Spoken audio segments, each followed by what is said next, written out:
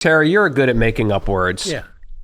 You know that phenomenon of you go to pick up your phone with a very specific purpose, but the second you pick it up, you get distracted by an email notification or a text or a missed call, and so you divert and you do that, and you wind up putting your phone away having never done what you originally set out to do. Yes. Happens all the time. It happens in many contexts, Yes, too. but is there a name for that? Just a distraction.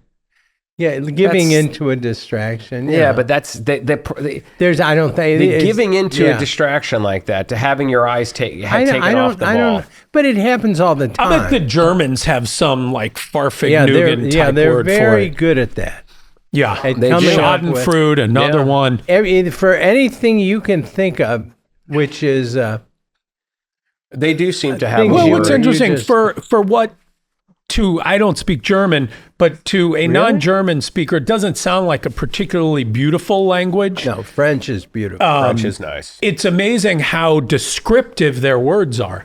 There are. It seems like they're using language correctly. Yeah. In that they're taking whole concepts that would take like a paragraph to explain, and they give you one word that explains that whole phenomenon. Yeah. Like Schadenfreude. That's right. Which is one of the great words, which for the handful of you that maybe have never heard it, it literally means taking pleasure in somebody else's pain. I think it's a little different than that. I think it's the idea when you walk into somebody's room who's dying, not the pleasure that it's happening to them, but the pleasure that it isn't happening to you. I think you need to look up the definition. I think that may be a practical application of it. But I don't think it's what you mean by pleasure. No. You said the same thing I said. It's just whose pleasure? No, I think that you're supposed to be getting a delight in it. No, I don't think so. Yeah, I think that there's an act that you're sort of delighting in somebody else's. It's like somebody you don't like and is always doing bad stuff, gets caught doing something and is going to jail, and now you're kind of happy for their misfortune. I think you're wrong. I have a definition here. Listen, a lot of words have more than one definition. Let's just look it up. Pleasure derived from someone, from another person's misfortune. But what I've described is not pleasure. It's a different type of pleasure. I think it falls under the umbrella, but I don't think to the exclusion. It's the joy of, now maybe if you're saying... It's a simple word. It's joy at another's misfortune. It's generally someone you don't really care much for. All I'm saying is I've never heard it that way. And I think... my definition falls into that as well. Maybe I'm wrong. Listen, it's both I think of them. I think that's a broad enough phrase to cover the situation you're describing. But I think...